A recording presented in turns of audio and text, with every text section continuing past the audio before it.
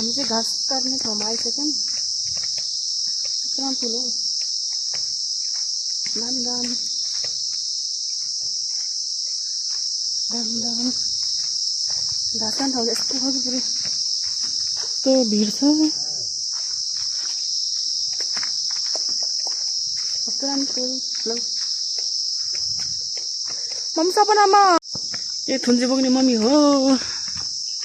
यता हिमाल छ।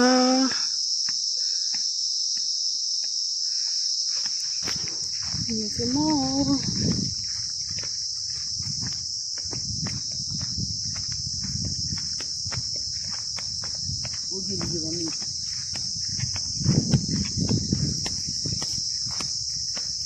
यो चाहिँ मम्मी हो लुङ्गी लगाइदिएको मान्छे।